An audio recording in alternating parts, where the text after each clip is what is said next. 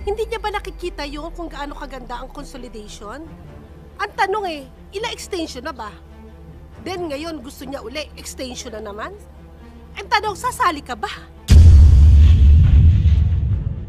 Sumunod kami sa inyong lahat sa mga sinasabi niyo po Tapos may isang tao lang na ayaw?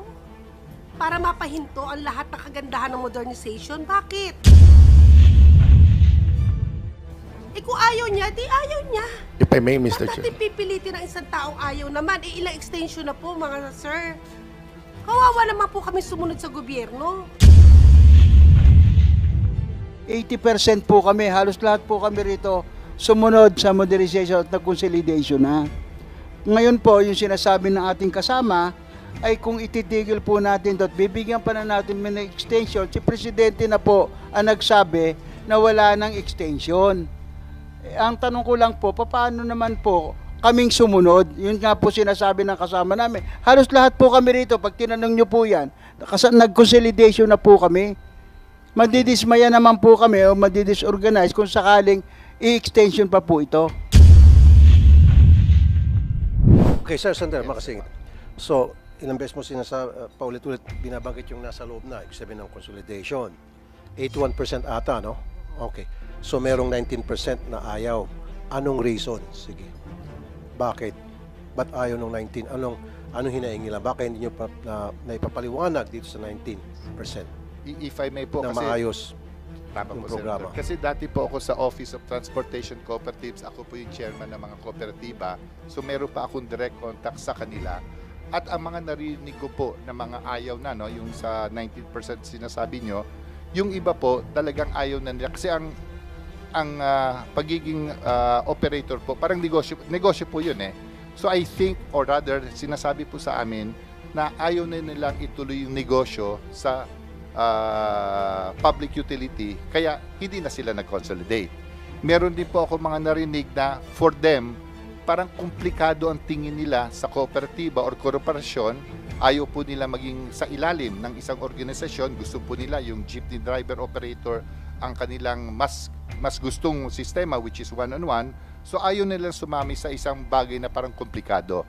And among others, yun po yung mga rason na sinasabi nila. Kaya nire-respeto na lang po natin na talagang ayaw na nilang sumama dito po sa ating programa.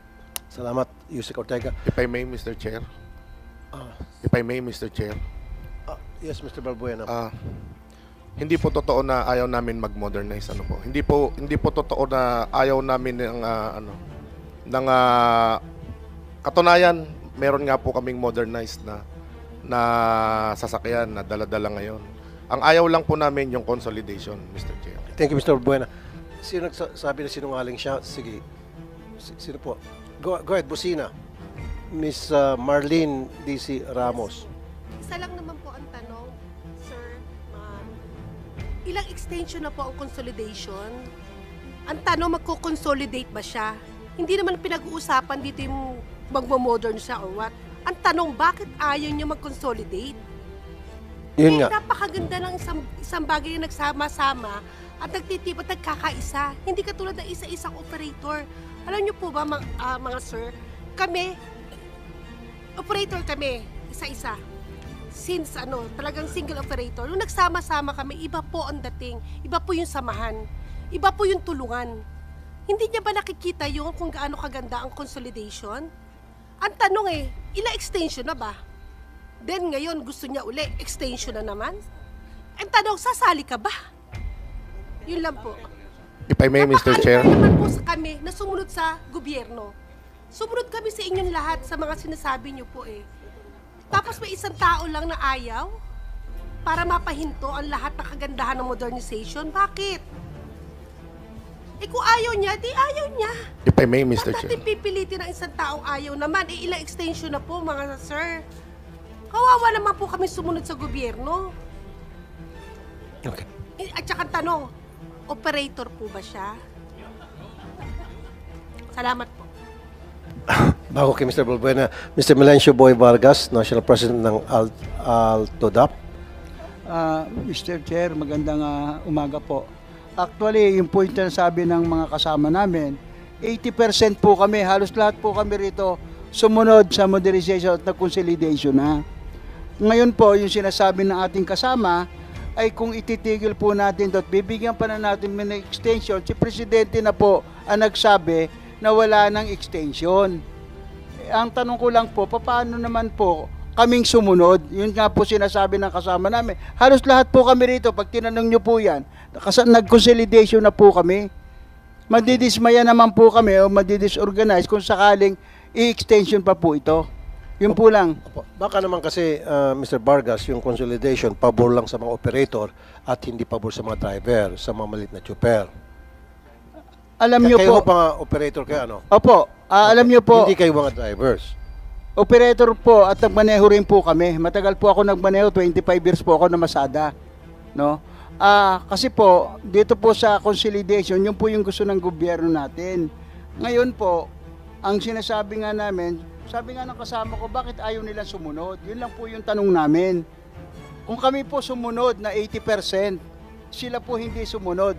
E paano naman po kami na sumunod? Yun lang po ang tanong ko, Mr. Chairman. Okay. If I may, Mr. Chair. Mr. Balbuena, Opo. si ano na, Mr. Floranda, kayo naman po, ng Piston. Pakisagot lang po, bakit daw ayaw nyo, kayo hindi, mga hindi sumunod, ano po? Opo, at magandang umaga po, Opo. Mr. Chair, at siyempre sa ating mga kasama sa hanap buhay. Ang atuloy sa ngayon, ang nagbabangga yung nag-consolidate at hindi nag-consolidate. Sa bahagi po ng association, part po yan ng consolidation eh. Dahil yung mga operator ay nagsama-sama sa isang asosasyon at mahusay na tumakbo yung ating mga association sa mahabang panahon. Ang sinasabi nga po natin, kung ang layunin talaga ng gobyerno ay para ayusin yung muda ng ating public transport, bakit ang hindi inuna ng gobyerno ay magtayo tayo ng sarili nating industriya at tayo mismo yung lumikha ng ating makina dito sa ating bansa? Sapagkat kung titingnan po natin, Mr. Chair, sa mahabang kasaysayan ng ating public transport, almost 80 years tayong tuloy-tuloy na nagre-rehabilitation. Ang linalabanan namin sa bahagi namin, ang linalabanan namin dito sa ilalim ng consolidation, bakit kailangan namin magbuo ng corporation? Bakit kailangan namin magbuo ng kooperatiba? Na kung saan, kung titingnan po natin, Mr. Chair, nung pa man ay umiral ng kooperatiba sa Pilipinas, pero hindi siya monopolyado ng isang kooperatiba, kundi kooperatiba siya na individual o franchise, individual of unit, hindi sa konsorsyon, hindi sa monopolyado ng isang kooperatiba. Kaya sa atin, kung ang layunin ng gobyerno ay ayusin ang ating public transport, industrial, yung kailangang unahin ng ating pamahalaan. Bakit ang tumatakbo ngayon sa ating dito sa ating bansa ay mga modern pero hindi siya yung ating iconic, sabi nga natin, ang jeep po sa Pilipinas ay deklarado noong 1979, pinirmahan ni Ferdinand Marcos na ang pambansang public transport ay jeep. Pero ngayon, bakit ang namamayagpag sa atin ngayon, yung sinasabi nila mga modern na halos hindi kaya ng mga individual na operator? Swerte na yung iba. Kung so what na nakapag-comply sila sa usapin ng modernization, nakapag-abil sila ng modernization, hindi lahat ng mga operator ay gustong mag-modernize. Hindi lahat ay pwedeng gustong pumasok sa corporation. Sapagkat sa ngayon, Mr. Chair, bakit sinasabi nila na sa 80% yung nag-comply? Mismong datos ng LTFRB at ng DOTR ay magkakaiba. Doon sinasabi nila na 11,670 sa buong bansa ang tumatakbo ng mga modernized, ng mga modern na mga jeep na tumatakbo sa loob ng 575 na ruta sa buong bansa. Ang jeep po sa buong bansa ay 175,000. Ibig sabihin yan ay majority pa rin na tumatakbo sa buong bansa ay mga traditional jeepney. Bagamat maraming pumasok, naghabol ng December, ng April. Bakit naghabol? Hindi dahil gusto ng mga operator na sumunod doon sa usapin ng kanilang programa. Pumasok sila at naobliga silang pumasok dahil doon sa tahasang pananakot ng LTFRB at ng DOTR na kapag hindi ka nag-comply ay hindi ka na makakapaghanap buhay, hindi ka na makapagserbisyo sa ating mamamayan. Ang sektor po ng transport ay hindi kaaway ng Estado. Tayo po ay katuwang ng Estado sa pag-inog ng ating ekonomiya. Pero bakit sa ilalim ng modernization ay pinapatay mismo ng gobyerno ang ating mga lokal na mga manggagawa? Nadyan ang Skipper Motor, nadyan ang Francisco Motor, nadyan ang Saraw, nadyan ang Malagueña. Maraming mga lokal halos sa 1,672 na mga rehiyon sa ating bansa, lahat po may gumagawa ng public transport. Bakit hindi ito ang suportahan ng gobyerno? Bakit nakatanghoy sa mga dayuhan at malalaking mga negosyante na kung saan ang inisip lamang ay pagkakitaan ang usapin ng serbisyo. Sa usapin ng serbisyo, sa usapin ilalim ng negosyo, ang magsasuffer dyan ay hindi lamang ang mga operator, hindi lang ang mga lokal na gumagawa ng jeep, kundi mismo ang ating mga commuters dahil ang direct of effect ay pagtaas ng pamasahe na halos hindi naman makasabay yung sahod ng ating mga manggagawa.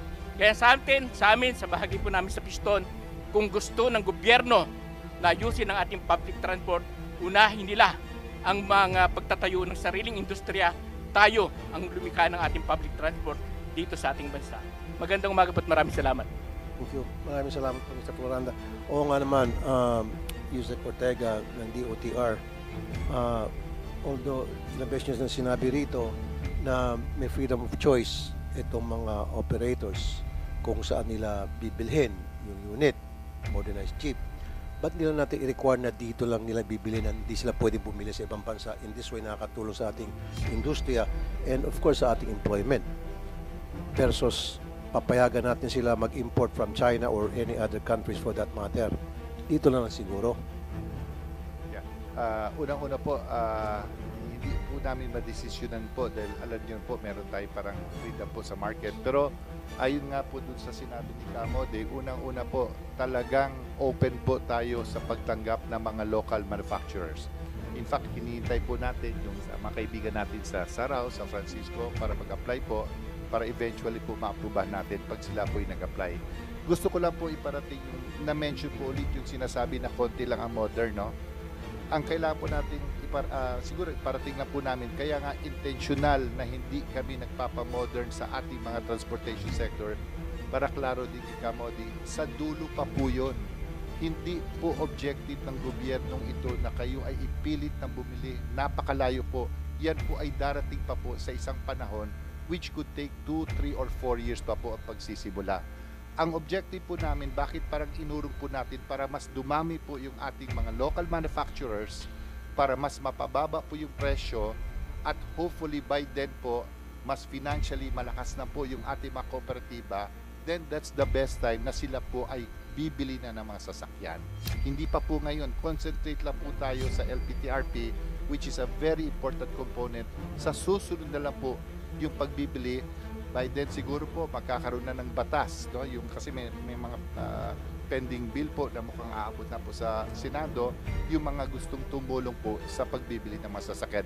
Senator, kung okay lang po, mabilis lang po, si OTC Attorney Oberio, mabilis lang na ikikwento ano ba ang diferensya ng isang kooperatiba sa isang asosasyon po para makita po natin kung ano ba ang mga government agencies na nakapag or magmo-monitor sa isang kooperatiba na hindi po ginagawa sa isang asosasyon. Kahit mabilis lang ito. Sige po, Attorney Christian Oberio, sige po, go ahead. Thank you po, sir. Magandang umaga po, no? So, ito po yung layunin po natin sa consolidation, which is the first step po sa pag-comply dito sa ating pag-rationalize po sa ating public transport po, no? Ito po yung pagbuo ng isang cooperative or corporation, as to which ito yung pinagkaiba sa isang asosasyon. Initially po sa formation pa lang po ng isang kooperatiba ay tinutulungan po siya ng Cooperative Development Authority. So meron na po tayong batas na sinasaad na nire-require po natin na i-capacitate talaga itong mga individual members na mag-undergo ng series of trainings and forums and seminars to capacitate them to form cooperatives. And after po nyan, naipasok na rin naman po namin dito sa modules po namin sa pag-conduct rin po ng Cooperative Education and Transport Operations Seminar for these members na malaman po nila kung paano po mag-operate ng isang transport cooperative. Then from that po, may kapasidad na po sila na para paano po patakbuhin ang isang kooperatiba na nag-ooperate ng public utility vehicles. Yun po yung tuloy-tuloy na po namin na ginagawa, and at the same time, kasama rin po namin yung mga kooperatiba po natin na malaman rin po kung ano pa po yung kailangan po nating ayusin, baguhin, at saka i-improve po sa mga pa-trainings na po ito.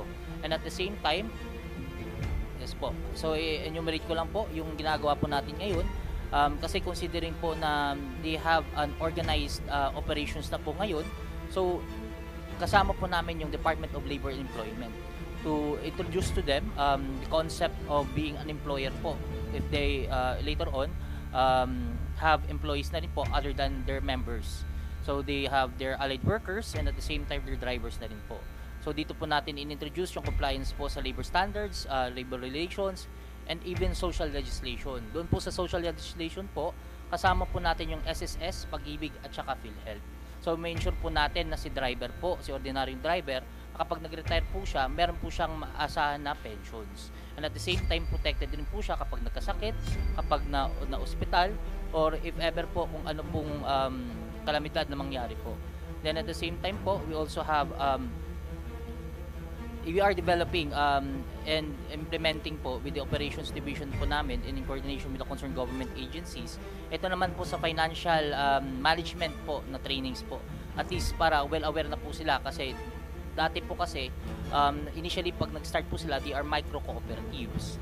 In compliance with the PUBMP po, they are already large cooperatives na po kasi tumaas po yung kanilang capital nga po. And pagmamanage po ng malaking assets. And importante po dito in relation to the PUBMP and yung pinaka-importante po to serve the commuters po natin, ito naman po yung fleet management seminars. At least may ensure po natin na masiservisyohan ng maayos yung ating mga commuting public. Kasi yan po naman po yung main objective nitong modernization program ng gobyerno. Okay, sir. Ano yung panghahawakan ng isang driver na sinurrender niya yung kanyang prangkisa sa kooperatiba? Paano kung hindi naging maayos ang pagpapatakbo ng kooperatibang yon? Sa bagay na po yun, kasi sa batas nga naman po, nire-respeto po natin yung independence ng kooperatiba. Pero at the same time po doon, yun nga po, na-mention po Hindi nga kanina sir, ni okay, Senator independence po. ng kooperatiba. Yung guarantee lang po para doon sa driver na sinurrender niya kanyang prangkisa, pinaghirapan niyang kunin niya for so many years, diyan siya nabubuhay. Ngayon susurrender sa kooperatiba na hindi sigurado kung yan ay hindi naging maayos ang pamamalakad, sorry na lang siya. Hindi po sir, kasi sa lahat po ng major decisions po. So ano nga guarantee na magiging maayos ang pagpapatakbo ng kooperatiba at sino-sino yung mga opisyalis sa mga kooperatibang ito? May At say- saan sila nanggaling? May say po siya sir sa kung sino po yung uupo as management po ng kooperatiba. And kapag may Sino-sino nga po ito, yung mga manager ng isang kooperatiba, halimbawa? pinagbobotohan po ng driver members among themselves po. Sila. Yes po sir. Pakisagot po, paano kung hindi naging maayos? Dahil bago ito, hindi naging okay yung pamamalakad ng kooperatiba, paano si driver? Meron pong grievance machinery naman po and other than that, may monitoring po sa CDA on the continuous operations po ng kooperatiba. Technically po, nire-require po namin sila na mag-submit ng reports. Then from the reports themselves, mare-review po namin. Yun po nga, kung may gusto ng grievance operator. committee. Naintindihan ko yan kasi sa programa ko sa Wanted sa radyo, marami din po ako natatanggap na reklamo sa mga members ng isang kooperatiba na yung kanilang presidente ay gumagawa ng hindi tama, yung kanilang yung treasurer hindi gumagawa ng tama. So, magkakaroon ng grievance committee. So, mahabang proseso, ididinggin yan. So, paano naman yung paghahanap buhay ng apektadong member ng kooperatiba? Yun po yun eh. So, dapat may guarantee. Yes sir. Papalakasin po natin po yung grievance machinery po ng cooperative and at the same time yung accountability po ng officers na nonetheless mapoproteksyonan po yung interest po ng kooperatiba. Then to add also po dito, technically po sa management po ng kooperatiba, there are certain guarantees naman po. For example, sa treasuries po, they have to post bonds po. for Dapat mismanagement. agad-agad. Huwag Yes na po. hintayin ng 1 linggo, 2 linggo, 1 buwan. Dapat agad-agad maayos yung problema. Maplansya. Tama po sir. Dapat meron kayong ganong klaseng sistema.